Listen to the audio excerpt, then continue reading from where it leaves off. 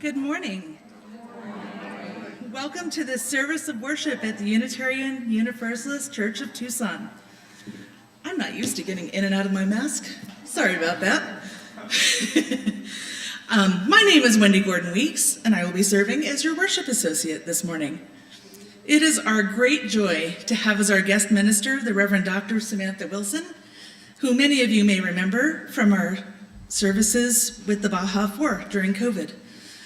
Reverend Sam will be working with our congregation over the year as we grow our capacity around restorative practices. In addition to being a UU minister, she is a community psychologist, conflict engagement, and restorative justice practitioner. We are so grateful for this opportunity to grow with her. Welcome, Reverend Sam.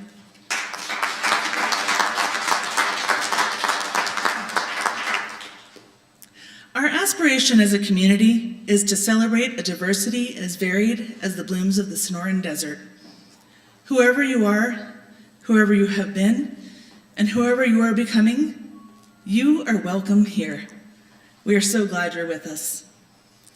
We are a covenantal community, which means that we make promises about how we are with one another. In these times of pandemic, wearing masks while we are in worship and concurrent religious education and getting vaccinated are all part of our covenant with each other. If you are attending worship in person with us today, our hope is that you are as vaccinated as you can be or planning to get that way.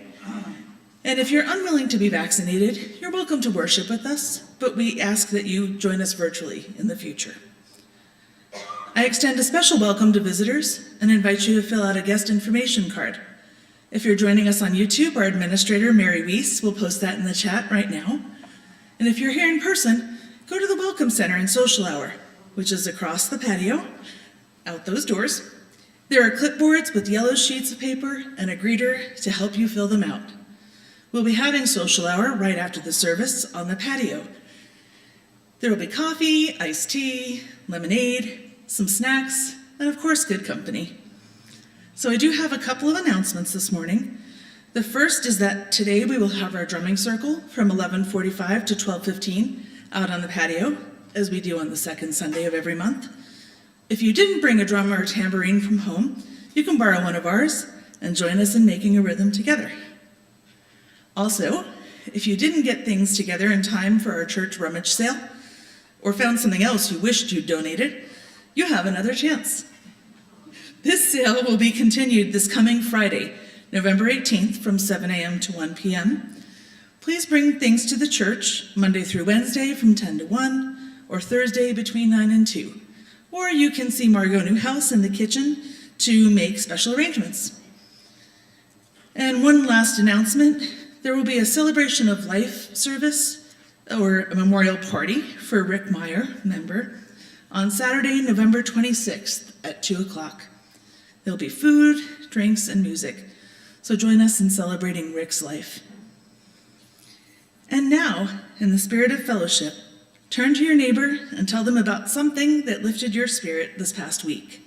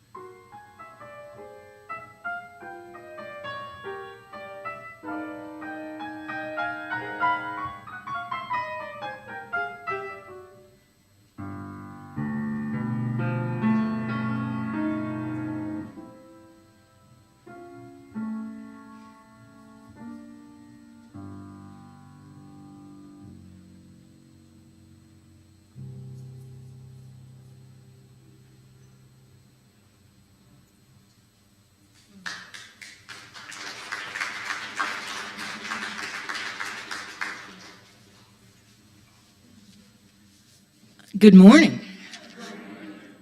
My name is Jody Burgadick, and I have the wonderful pleasure of serving on your board of trustees. And I'm short. So, today I would like to invite you for a brief journey inside my closet. Not that metaphorical closet that I left a long time ago, but my literal closet. So, I collect t-shirts, and I wanted to bring you a sampling of my t-shirts. So the first one is, I have a lot of t-shirts from the places that I've worked. So this one says, Apple Specialist, Small Dog Electronics. I also collect t-shirts from political people that I have endorsed. You may recognize this one. I also collect t-shirts of bands that I love. This one is The Real John Gary. And I also happen to have another t-shirt in my closet that you all might recognize. It says on the front, the Unitarian Church of Tucson. And on the back, it says, a liberal light in the desert. So let's think about that. A light in this really dark, night sky friendly desert. So roughly, in 1948, since 1948, every week, folks have lit a chalice in the name of Unitarian Universalists of Tucson. Think about that. Since 1948, during wars, after elections, in good times, in bad times, in fear, with tears, they did that. Every week, there's been a light in this desert created by us. That's amazing. We have reached out and met every challenge that we have encountered. We are a light in the desert. Today we celebrate our past and our journey forward. Today we celebrate taking even more steps to be proactive. We are bold. We are the light. I know a good line when I hear it, and if Reverend Bethany was here right now, she'd say, come, let us worship together. So, as we remember those giant shoulders that we stand on, as we honor those who have endured, as we once again, for over the 3,000th time, light our candle. Come, join together, and light a candle, and let us be the light in the desert. If you have a candle at home, please light it now as we light our chalice here in Holland.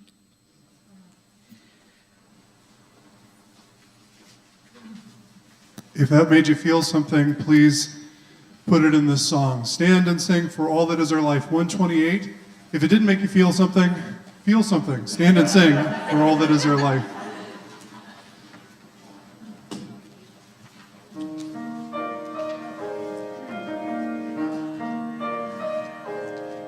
For all that is our life, we sing our thanks and praise. For all life is a gift, which we are called to use, to build the common good, and make our own days glad.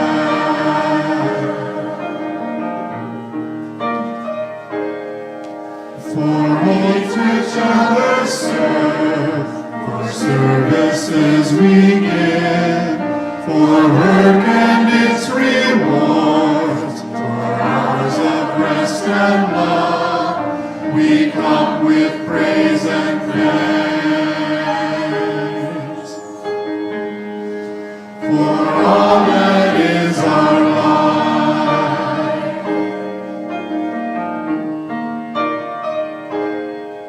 for sorrow we must bear, for failures, pain, and loss, for each new thing we learn, for fearful hours that pass, we come with praise and thanks.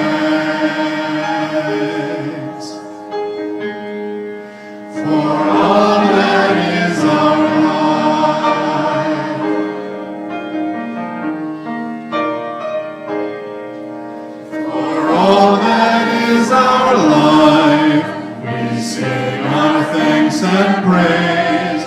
For all life is a gift, which we are called to use, to build the common good, and make our own days glad.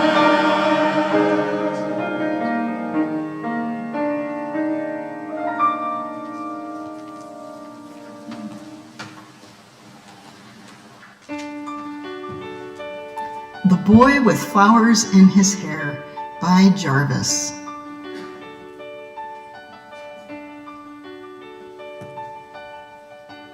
His name is David.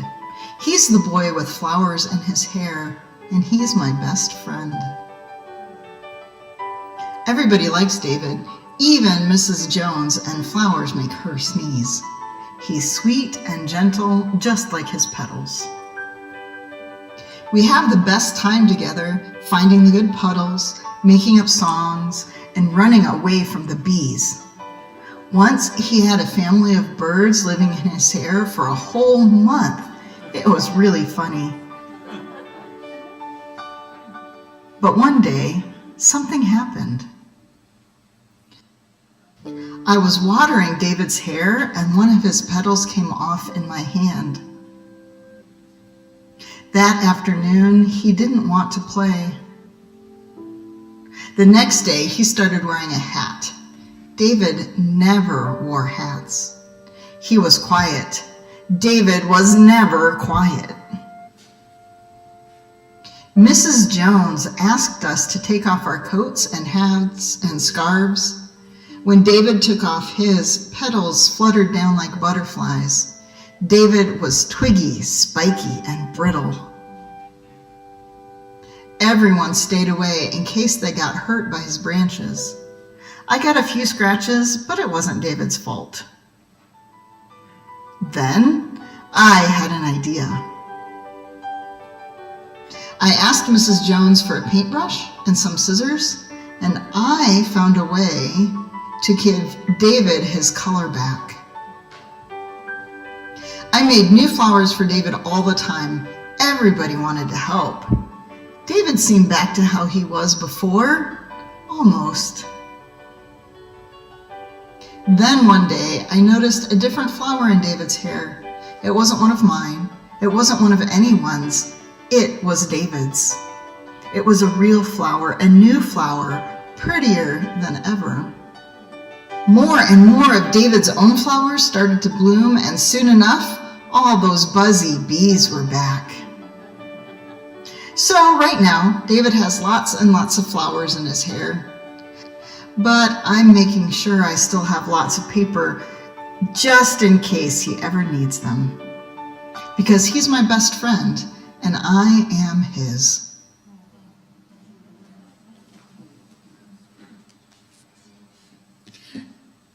Reverend Sam brought us that story for today, and I just loved telling it.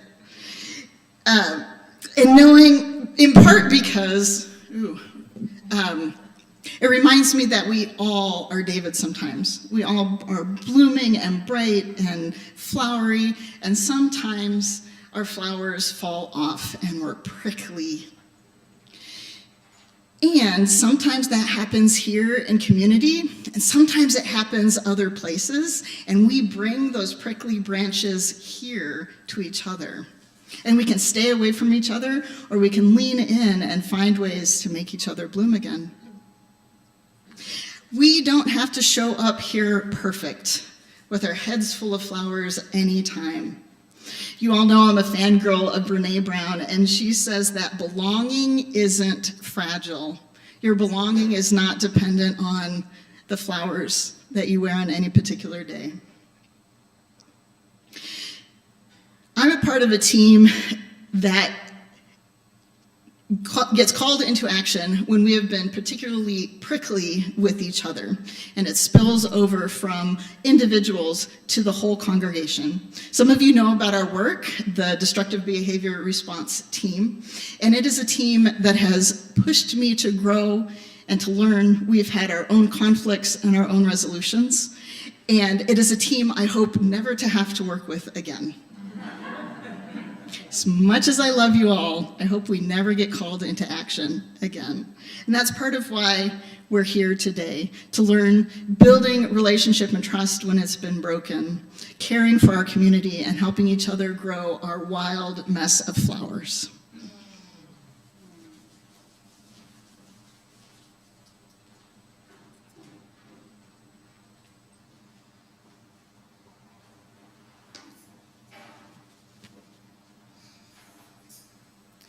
One Sunday each month is designated as Share the Plate Sunday, on which we give half of the non-pledge collection to a community organization whose mission we support. Generosity is a spiritual practice, and Share the Plate is an expression of our mission. Our Share the Plate recipient this month is Tihan, the Tucson Interfaith HIV/AIDS Network. Tihan's mission statement is, Tihan provides community resources and caring support so that people with HIV can live well. Through education, we work to encourage everyone to get tested, get involved, and reduce the stigma of HIV.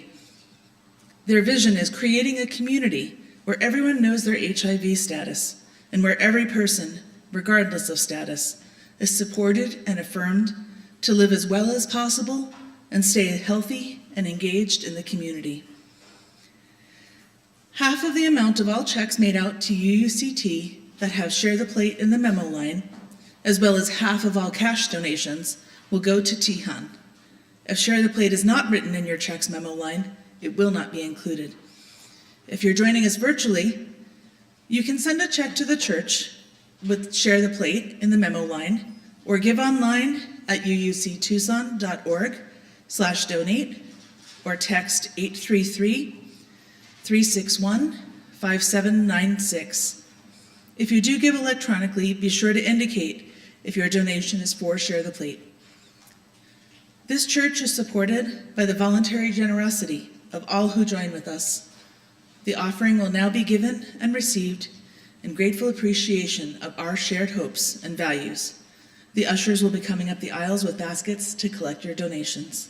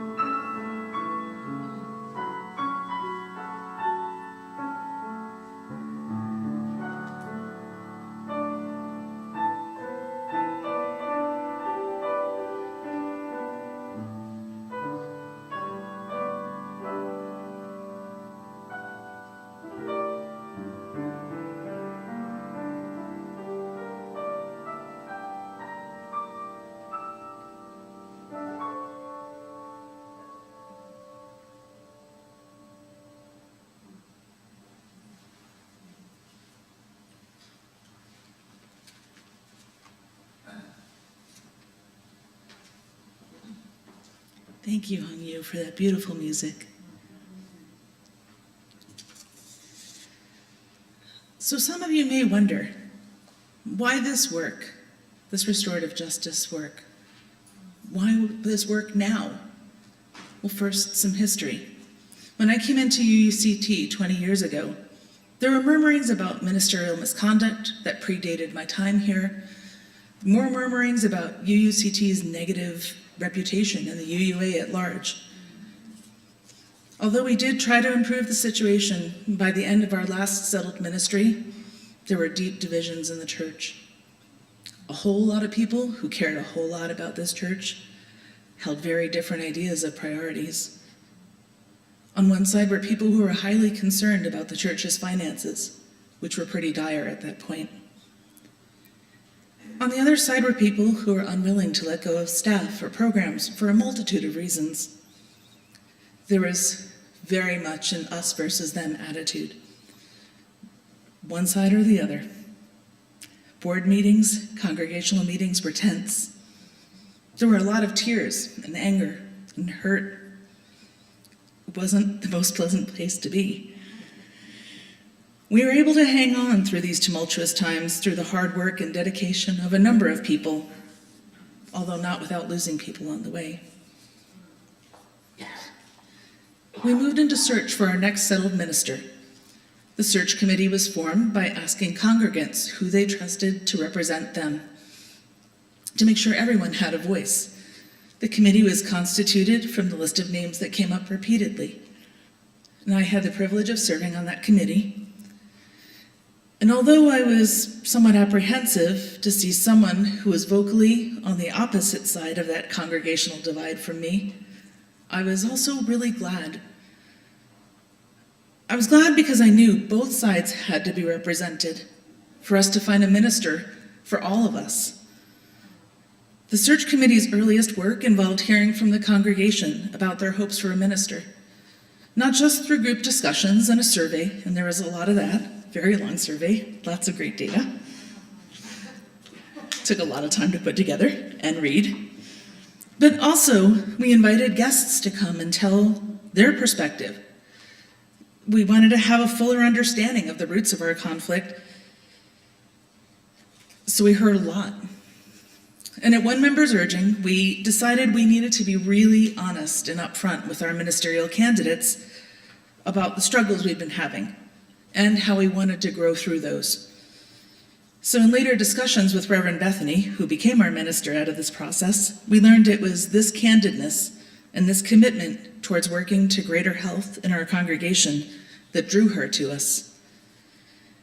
That committee member I'd been apprehensive about, we got to know each other really well through the search process. I got to talk with her, hear her perspective, and I really got to understand not only her point of view, but really appreciate her.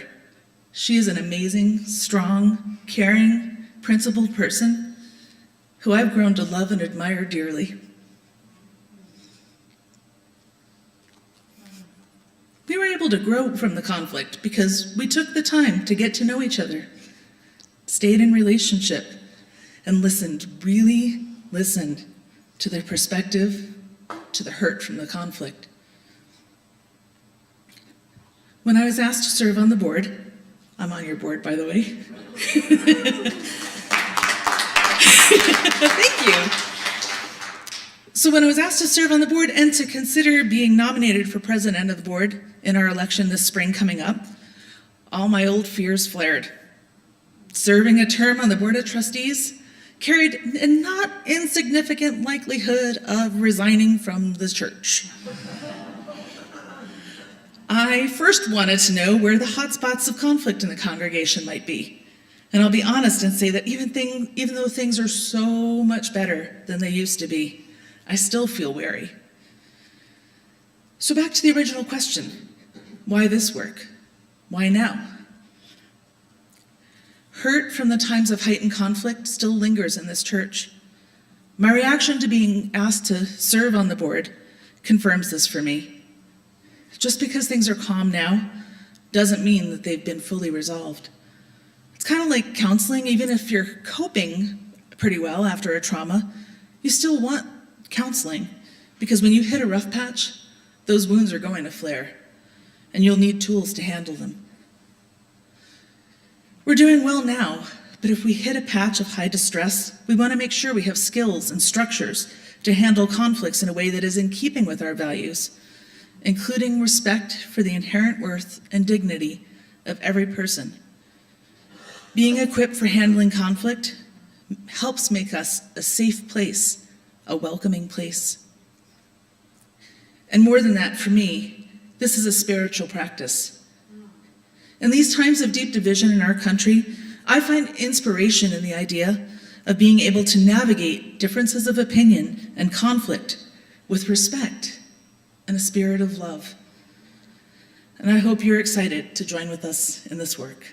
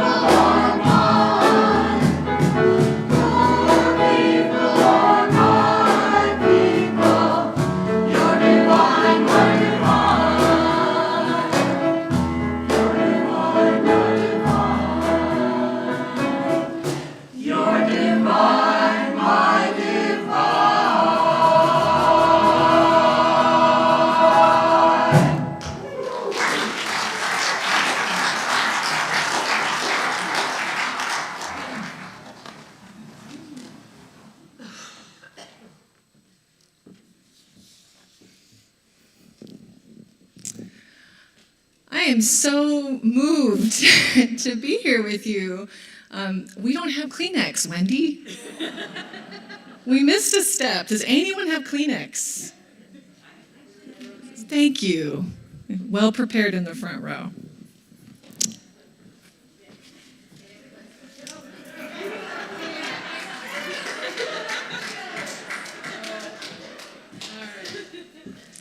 Well, I am so moved to be here with you. I feel like we went through something together. And I didn't actually get to ever see any of you in person. I actually want to ask you, hold your breath and lower your mask so I can see your face, but hold your breath. It's so good to see you. I'm so glad you made it through. I'm so glad you made it through. And that we made it through together, even though you didn't all join Mountain Vista. You are forgiven. Well, when I was 14, I was going to go see my grandfather.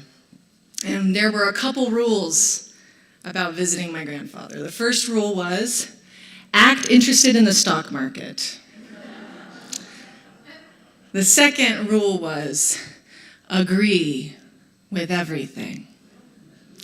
And the third rule was, if he's mad, apologize for it. So off my mother and I went to Florida to see my grandfather. And inevitably, which happens in families, my mom at the time was in the process of divorcing my dad. And my mom was an over 40-year-old woman who had gone back to undergrad to become a teacher. And so something had shifted in the cosmos of their father-daughter dynamic.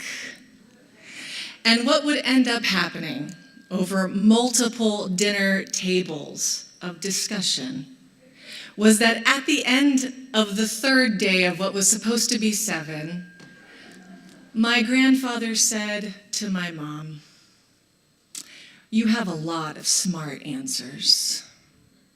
No man will ever want you. And your daughter," pointing to me in the pool, "is turning out the same way."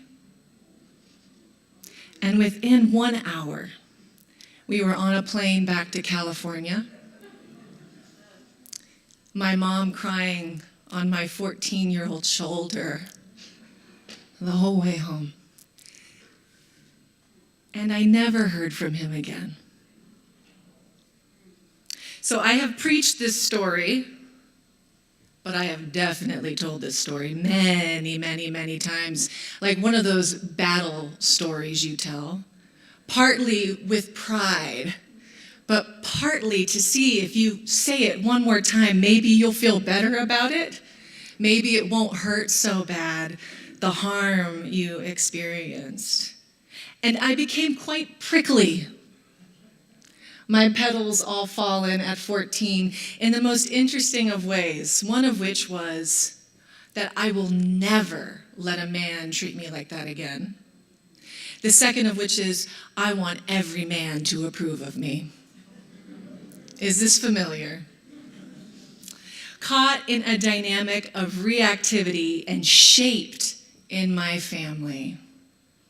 Now, I've told this story for lots of different reasons, but the story I choose to tell you about today is because what on earth do we do with all the things that have shaped each and every one of us, especially when the person who caused the harm is gone? What do you do with the ghosts? Now, I was longing, in retrospect, to have a community that would hold my grandfather, to help hold him accountable, and to help bring some flowers back into that prickly man's life. But that is not what he had. Now, I think of this too in the context of Unitarian Universalism. We have long rejected, as Unitarians and Universalists, but mostly Universalists, a concept of hell. The very concept of universalism was a belief that no God would damn creation to a fiery abyss.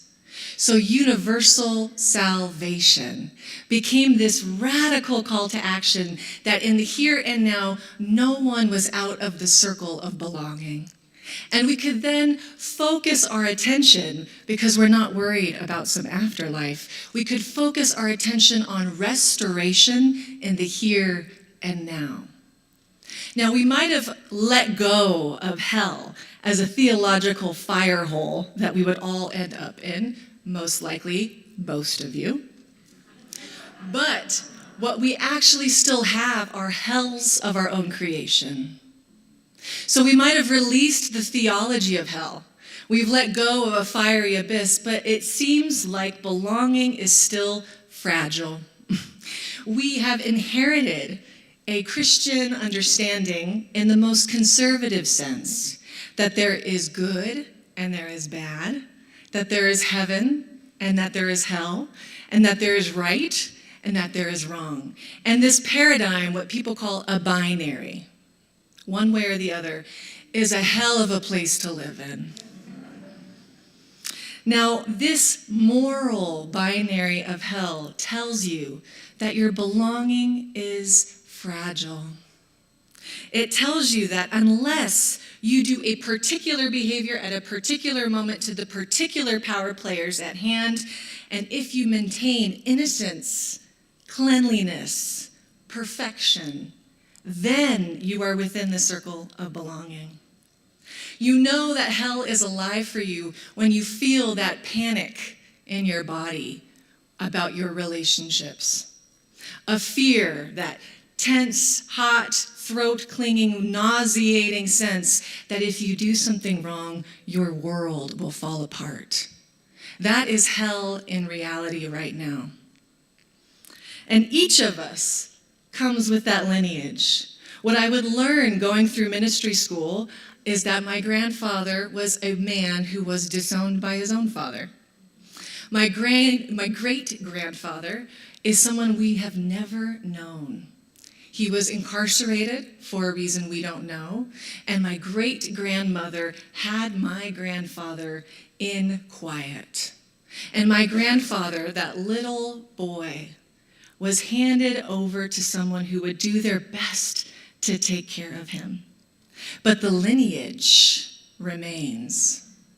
And we ourselves in relation. I am forged by you, and you are forged by me. We can't help it. To assume that I get to make decisions up here without having any feeling or impact from any of you is a misnomer. We are interdependent. So we have the hells of our childhood, but we also have the hells of our neighborhood. Each of us walks through these doors with our own lineage of stories, and then we sit in the same room together. And here in this organization, we shape it, and we are shaped by it. Now, it's possible to reshape an organization that goes through a trauma like ministerial misconduct. But it takes the kind of work that some of you must know about from your own lives. Think about any trauma you've worked through. The work and the care it required of you. The accompaniment and the witnessing you needed from other people. And when it comes to ministerial misconduct, the impact and ripples of that in a community are felt for generations. Now, it's easy to think that ministerial misconduct is some other denomination's issue. When we look lovingly at our own denomination by leaders like Reverend Dr. Deborah Pope Lance, who is an expert in the field of ministerial misconduct for UUs, we can safely assume that over 2/3 of all congregations have had an experience where a minister misconducts. Now, when I say misconducting, it might be that the image in your mind is the list of the most egregious behaviors you could possibly imagine a minister doing, and the misuse of their power. The only reason ministry works is because I have unearned trust and assumed integrity. in these words by Deborah Pope Lance, my unearned trust and my assumed integrity allows me to do the thing you're asking me to do, to be at your bedside, to support you in your marriage, and to have a microphone every single Sunday. Now, when a minister misconducting is ministerial malpractice. What it means is that instead of using this place for the tending of all relationships, a minister misuses it in ways that the relationships unravel. Now, clergy themselves self-report, actually self-acknowledge that up to 30% of them have misconducted. If we want to shape this culture we live in, this election season we live in, and yet here, we feel fear or anxiety at the idea of looking directly into our past, into our power, and into our trauma. There's a misstep. Now, the compassion we need is for ourselves. It is a compassion for the symptom. When there's an experience of misconducting in congregations, the reverberations look like people who can't trust. That is the biggest loss, is our experience of not trusting. And it's also hard to trust to believe that looking at the harm could ever go well. For some of you right now, it might even feel like, why on earth would we look at that? The trust that looking at the harm would actually bring about deeper relationships is not even in our lived experience. But there is a saying that often we learn before we get married. You can be right, or you can be happy. And I also heard not married. Restorative practice says that it's better to be in relationship than to be right. That you can be in relationship and hold multiple truths. So when you look around this room, and go ahead and look, move your neck around, take a notice. Is there someone you're in conflict with? Someone that you feel like you know what is right, surely. Imagine, what does this relationship need? What shifts in you when you imagine tending the relationship rather than proving the rightness? Trauma healing for congregations is exactly what you have been doing. It is a process of stabilizing your community through the work you've done for the last years, through your Healthy Congregations team, your financial work, your board leadership, your ministerial trust in Reverend Bethany. And then what it looks like is remembering, mourning, and listening. This is the work that we are headed into together this year. A process of remembering together. Now, my grandfather died before I was ever able to talk to him again. In a restorative justice training that I was at, we were inside San Quentin Prison in California. And the training was led by all folks who were formerly incarcerated or currently incarcerated in the prison system. And the assignment that they gave us was this: write a letter to someone who has harmed you. And you're going to read it in front of all of us tomorrow. Now, I was racking my brain in this training, trying to think of who I would want to write a letter to, until it came to me like a dream to write to my grandfather.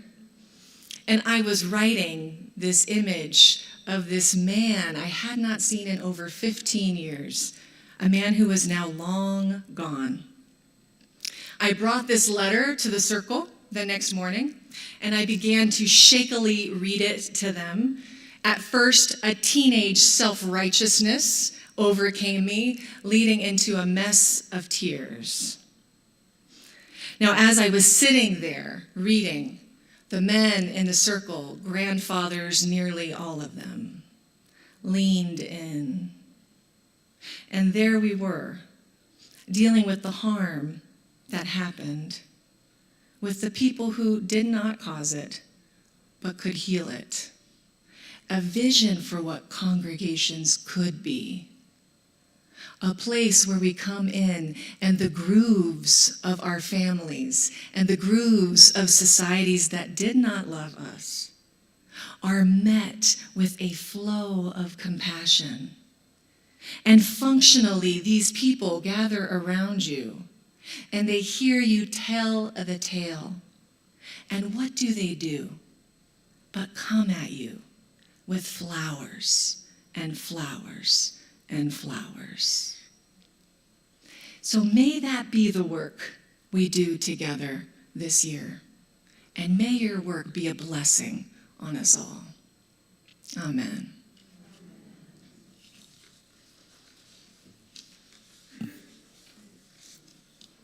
Now we want to officially bless you in your work. I'm going to invite Jody and Wendy up here to help me. The work you're doing this year is threefold, and I'm so lucky that I get to do it with you. The first is that you have some opportunities together to do some thinking about restorative practice and trauma healing. The second is that a small group ministry of 16 of you is doing a deep dive into restorative practices and conflict in their own lives for the whole year, freely chosen. The third is some truth-telling later in the spring, where we'll be working through some of the stories in the congregation of conflicts and misconducting that are still alive, so that we begin to tell the tale together. Today, we want to bless the work. So this is an invitation for you to take a big breath behind your masks and to notice in your own body what comes up when you imagine tending the conflicts in the room. What comes up in your body as you imagine tending the conflicts in the room?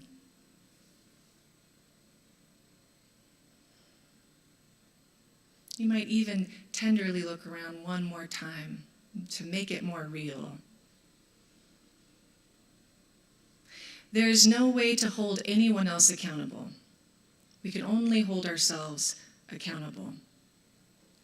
Bringing ourselves fully to the work of healing and accountability. What in you leans into this? What hope would you have for this community?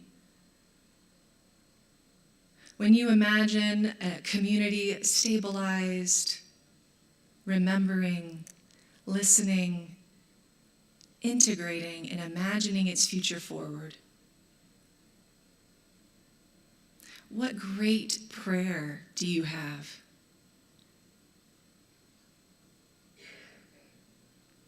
With that feeling in your heart, we offer you this blessing.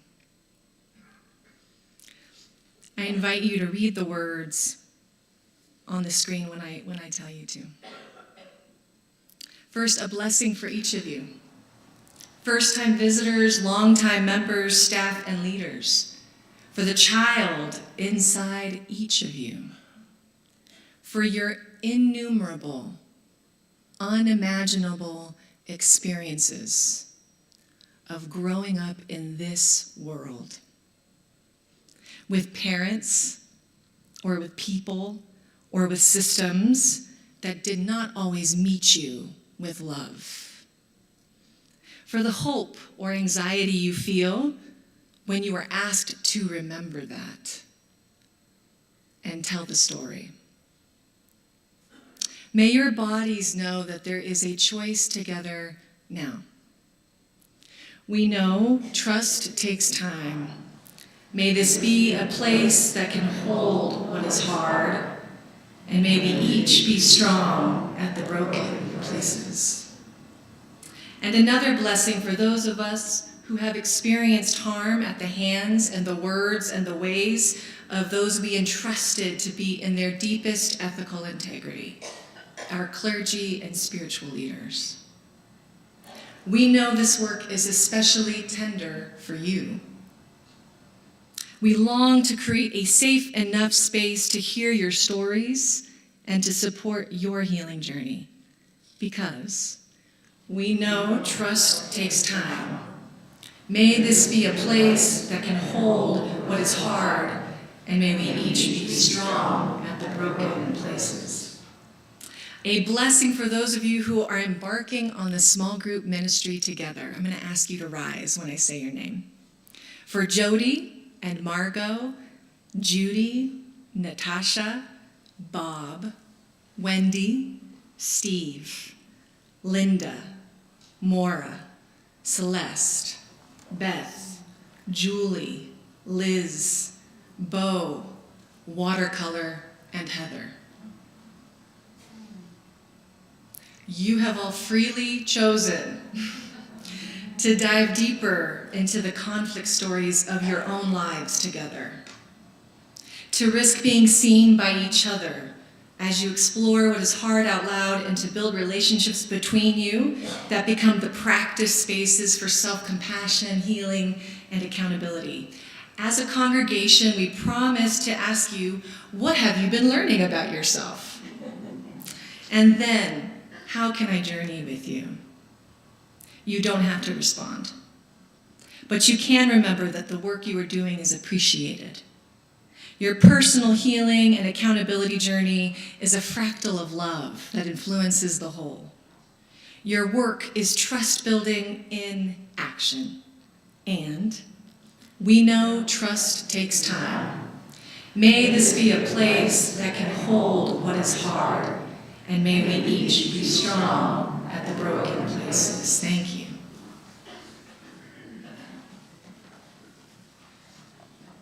To us, as board members, a blessing that we stay open to hearing what is hard, that we grieve where trust has been broken, that we nurture where trust grows, that the ancestors of this community, loved ones who have come and gone by death or by brokenheartedness, are honored by our honesty. And where newcomers are inspired by our willingness to do hard things that embody healing. We thank you for taking this journey with us, because We know trust just takes takes time. May this be a place that can hold what is hard, and may each be strong in broken places. And lastly, a blessing for children, and a vision of a world where there's less to heal from, where children are surrounded by adults who, in action and word, stay at the table of community in loving accountability. May this place be a place that can hold hard truths with them about the world they will inherit from us, but with the skills and imagination they inherit from you as well to meet it. We know trust takes time. May this be a place that can hold what is hard, and may we each be strong at the broken places. And may your work be a blessing on the world. Amen.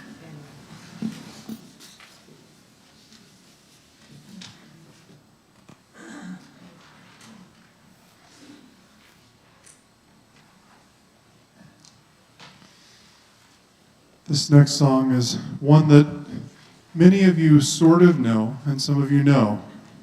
If you sort of know it, please fill into it by hopefully the second pastor. We'll sing it twice all the way through, and we may sing the last line for a while. Please join in singing and rise in body and spirit.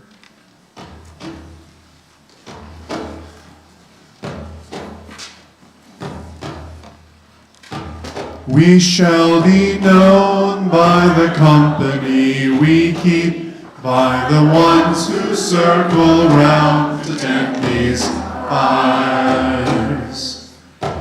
We shall be known by the ones who sow and reap the seeds of change alive from deep within the earth.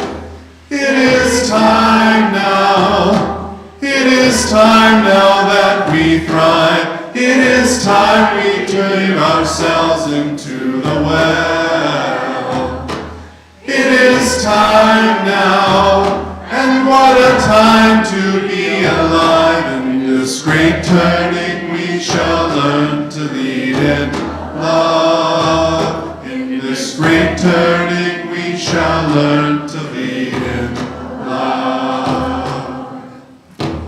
We shall be known by the company we keep, by the ones who circle around to tend these eyes. We shall be known by the ones who sow and reap the seeds of change alive from deep within the earth. It is time now. It is time now that we thrive. It is time we lead ourselves into the well. It is time now, and what a time to be alive. In this great turning we shall learn to lead in love. In this great turning we shall learn to lead in this great turning again. In this great turning we shall learn to lead in love. In this great turning we shall learn to lead in love.